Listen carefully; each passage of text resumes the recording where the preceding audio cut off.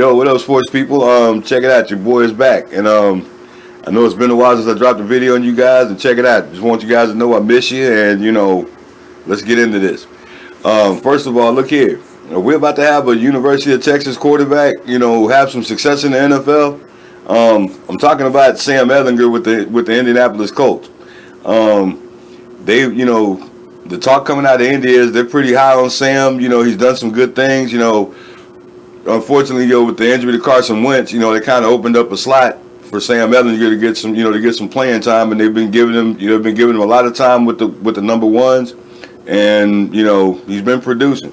They've been saying a lot of good things out of India about him, and hey, to be honest with you, I kind of thought that Colt McCoy was going to be the first University of Texas quarterback to come out and prove something, but he got drafted by Washington, and they seem to not be sold on him. I'll tell you this much, it kind of shocked me with Sam Ellinger because if you look at him and Colt McCoy at Texas, they pretty much had the same kind of career, just different coaching systems they played under. I'm pretty sure any of you Texas fans out there, you'd have to be honest with yourself and admit that Colt McCoy came up through that, that entitled, spoiled brat University of Texas program. Mac Brown pretty much had these guys feeling like, hey, all we got to do is show up because we're the University of Texas and good things are going to happen. That won you guys a couple games, but as you saw when Mac Brown left, the talent that he left behind, Texas kind of fell off the edge of the world for a good while. But then you enter Tom Herman, and hey, Sam Ellinger had to grind. Just like everybody else under Tom Herman's system, Texas had to grind to be successful. And that was the thing I saw with Sam Ellinger. Sam Ellinger, it was a different walk about Sam Ellinger when he played. You know what I'm saying?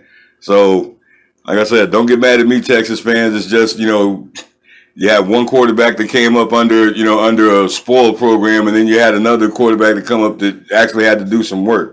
So, I tell you what, I'd really like to see where this is going to go with Sam Ellinger. I mean, I really doubt that when Carson Wentz gets healthy, that he's going to be, sitting on the bench. I think they kind of invested a little bit too much money in Wentz to kind of, sit him. But it wouldn't surprise me if Sam Ellinger played his way into the starting position. So that's something we're going to have to keep a watch for. My second guy I wanted to talk about, and, you guys have heard me talk about him a couple times, here and there. He's kind of another favorite of mine because he wanted to go to UT, but, Mac Brown, never went to visit, never recruited him. The player I'm talking about is Jameis Winston. Now, I know that Jameis Winston was almost about a season or two from being called a bust, out there in Tampa. I mean, yeah, he threw a lot of interceptions.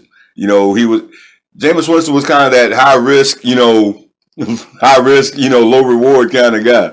You know what I mean? He didn't, like I said, he had some success in Florida State. You know what I'm saying? He had some success throwing the ball down the field a lot of times, in Tampa, but almost half the time he was throwing the ball to the other guys. And I can't remember the analyst who brought it up, but everybody, some people started to notice that when Jameis Winston would look to the sidelines, he kind of had to squint his eyes to see the play call coming in. And that right there, that should have told a lot of people a lot of things because what that means is the guy can't see down the field. So, he had some eye surgery in the offseason. And I tell you what, the little preseason game he had with New Orleans, I think he went like 11 of 15.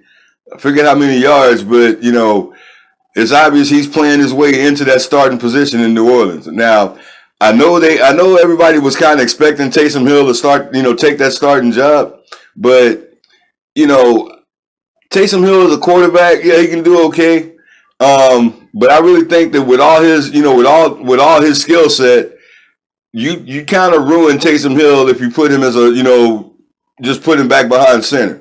I mean, I know he can do a lot of things from back there, but I think Taysom Hill is a much bigger threat, coming off the bench, being that Weapon X kind of player. So I tell you what, I want to say congratulations to Jameis Winston, if he gets a starting job, because, now it's time for you to get out here and show and prove that, you're not a bust. You were, you were deserving of all the accolades you were getting coming out of college and things like that. And I really want Jameis Winston to do well. Sam Ellinger, hey man, hook him. So I want you to take that job in Indy, and hey, if they take Carson Wentz back, hey, you're gonna have enough on your resume, because I think Carson Wentz may be gone 6 to 8 weeks. So you may have 6 to 8 weeks, worth of video to put out there to get your trade value up. So check it, guys. That's all I got for today.